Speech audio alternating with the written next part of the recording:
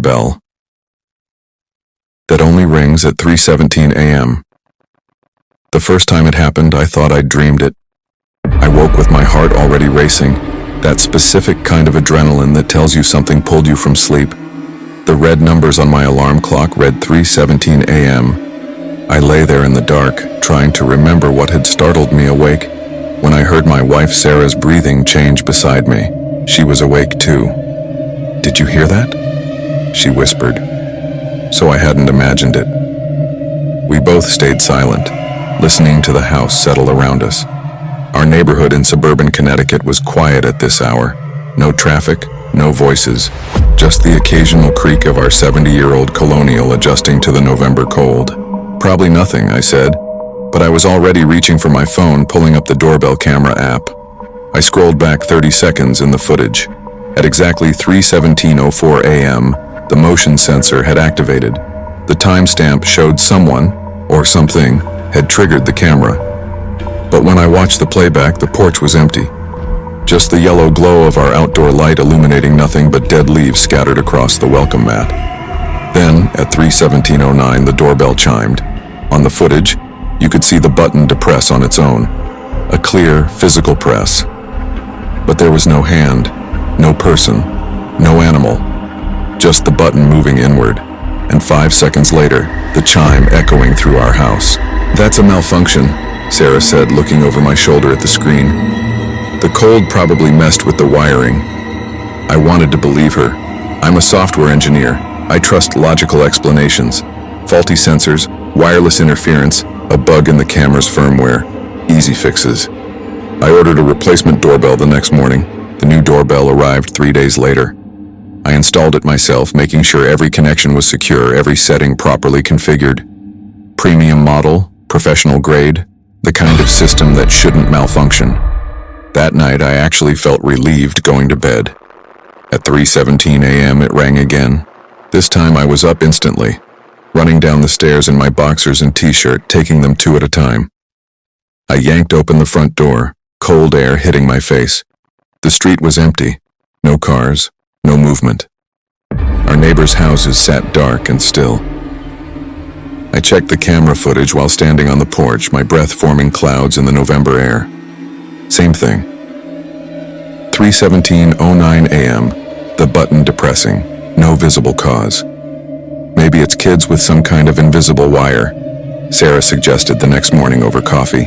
"Like a prank, viral video stuff." I inspected the doorbell from every angle. No fishing line, no threads, no mechanisms.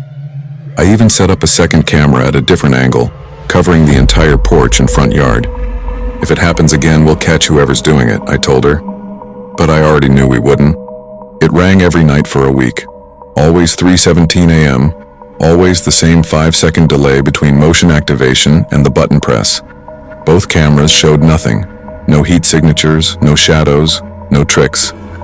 I stopped sleeping well. Started lying awake from 3 o'clock onward, waiting. Sarah bought earplugs and moved to the guest room. She said I was becoming obsessed, that I needed to just disconnect the doorbell and forget about it. But I couldn't, because on the 8th night, something changed. The doorbell rang at 3:17 a.m. as usual. But when I checked the footage, there was something on the porch. Not a person, not exactly. It was a shape, humanoid but wrong. The camera couldn't quite focus on it. The image pixelated and distorted wherever it stood, like trying to photograph a patch of TV static. But I could make out enough. It was tall, maybe 7 feet, with proportions that didn't match any person I'd ever seen. The limbs too long, the head too small. And it stood perfectly still, facing the door for exactly 17 seconds before the image cleared, and it was gone. I didn't tell Sarah. I knew how it would sound. Instead, I did research. I found forums, Reddit threads, paranormal blogs. Turns out I wasn't alone. There were dozens of posts about doorbells ringing at specific times, always in the 3 a.m. hour. Most people blamed glitches or neighborhood kids, but a few posts went deeper. One user, someone with the handle UNightWatcher41, had documented the same phenomenon. Doorbell ringing at 3:17 a.m., Same distorted figure on camera, same 17-second appearance. Their last post was from 4 months ago. It's not outside anymore. I heard it in the house last night. If anyone reads this and it's happening to you, don't let it. The post cut off there. The account was deleted. I tried to convince myself it was all just fear-feeding paranoia, confirmation bias, my exhausted brain making connections that weren't there. Then I found the previous owners. The Hendersons had lived in our house for 12 years before selling it to us last spring. I'd met them exactly once at the closing. Nice couple in their 50s, seemed eager to move to Arizona for retirement. It took some digging, but I found Tom Henderson's Facebook profile. I sent him a message, keeping it casual. Just checking in, had a question about the house's quirks. He responded within an hour. What's happening? Not, what do you need or how can I help? Just what's happening? Like he'd been waiting for someone to ask. We spoke on the phone that night. I sat in my car in the driveway, not wanting Sarah to overhear. It started for us about 8 years ago, Tom said. His voice sounded worn, older than I remembered. Rachel thought I was crazy at first, then she heard it too. Every night, 3:17 a.m. like clockwork. Did you ever see anything? I asked. A long pause. The last year we lived there. Yeah. On the camera. Something that shouldn't exist. Why didn't you tell us? Why didn't you warn? Would you have believed me? He interrupted. Would you have bought the house if I told you it was haunted by something that rings the doorbell every night at the same time? He had a point. We tried everything, he continued. Removed the doorbell completely. It rang anyway, the chime going off with no button to press. Had the house blessed, burned sage. Tried to contact it. Nothing worked. What does it want? That's the thing, Tom said, and I could hear fear creeping into his voice even through the phone. For 8 years it just rang the doorbell, never did anything else. But that last month before we moved, it started getting closer. My stomach dropped. What do you mean? I mean it stopped staying on the porch. I'd hear footsteps in the hall. See that pixelated shape in the corner of rooms. Rachel woke up one night, and it was standing at the foot of our bed just watching. Jesus Christ, Tom. We left everything, he said. Sold the house for under market value just to get out fast. And I know I should have warned you, I know that. But I was so desperate to believe it wouldn't follow us that it would just stay there, with the house. Did it? Follow you? Another pause. Longer this time. Our doorbell in Arizona has never rung at 3:17 a.m., he finally said. Not once in 6 months. Whatever it is, it's tied to that address. That specific location. We talked for another 20 minutes. He had no answers, just experiences that mirrored mine. When I finally hung up, I sat in the dark car, watching my house. Our house. Something else's house. I should have told Sarah everything. Should have packed our bags that night and driven to a hotel. Instead, I convinced myself I could figure it out, that there had to be a rational explanation or at the very least a solution. I started staying up all night. Set up my laptop in the living room with all the camera feeds open, notepad ready to document every detail. The doorbell rang at 3:17 a.m. as always, but now I was watching in real time. The pixelated shape appeared on the porch at 3:17:03. Stood there. At 3:17:09, the button pressed. Then it turned away from the door. It walked down our porch steps, moved across the front yard with a gait that looked wrong, too smooth, too gliding, and stopped at the sidewalk. It stood there until 3:17:20, then vanished. 17 seconds on the porch, 17 seconds in the yard. The pattern was expanding. Each night I watched it appear, ring the doorbell and move a little further before disappearing.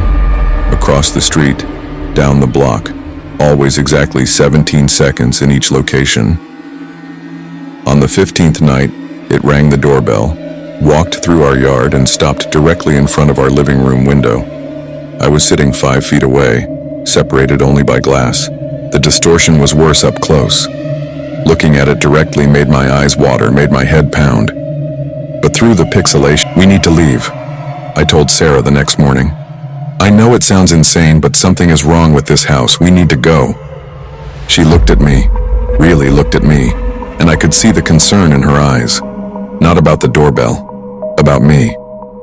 Honey, you haven't slept in weeks. You're not eating. This obsession, it's not an obsession. There's something actually. You need help, she said gently. Professional help. This isn't normal. We fought, really fought, for the first time in our 5-year marriage. She thought I was having a breakdown. I couldn't explain what I'd seen in a way that didn't sound like psychosis. She scheduled an appointment with a therapist for me, told me if I didn't go, she was going to stay with her sister for a while. I agreed, told her I'd go, told her she was probably right. But that night I stayed awake again. 3:17 a.m. The doorbell rang. I watched on the camera feed as the shape appeared, pressed the button, then walked its now familiar route down the street. But tonight, instead of disappearing at the usual point, it kept going. It went 17 houses down, stood there for 17 seconds. Then it turned around and started walking back toward our house. My blood went cold. It was getting closer because it was expanding its territory. Each night moving further out, then returning, mapping a larger and larger area with our house as the center. No, not the house. I pulled up old satellite images of the property online going back decades. Our house was built in 1952. Before that, the land had been empty, part of a larger farm that was subdivided after World War II.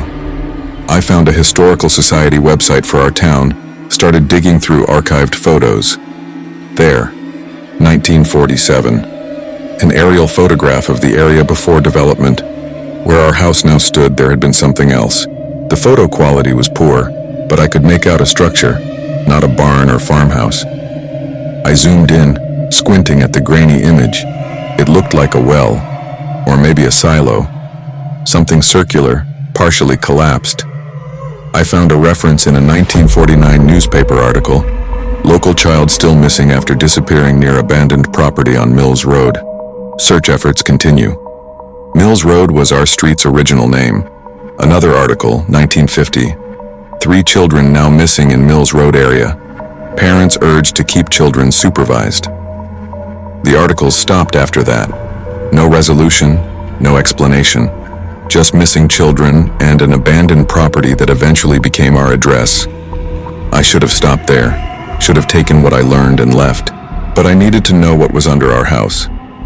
At 2 a.m., while Sarah slept upstairs, I went into the basement.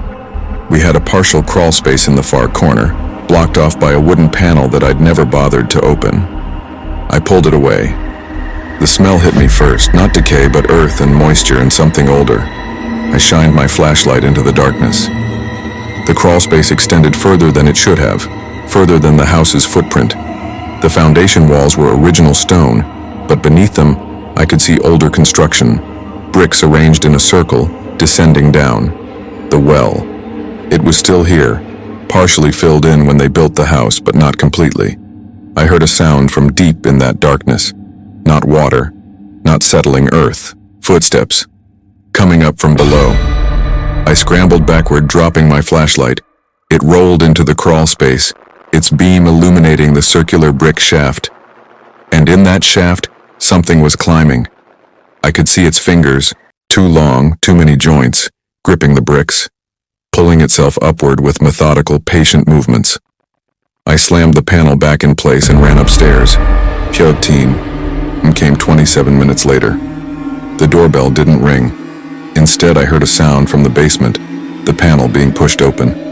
I grabbed Sarah and dragged her out of bed. She fought me, confused and angry, but I didn't stop. I pulled her down the stairs toward the front door. That's when we both saw it, standing in our hallway. The distortion was gone. I could see it clearly now, and I wished I couldn't.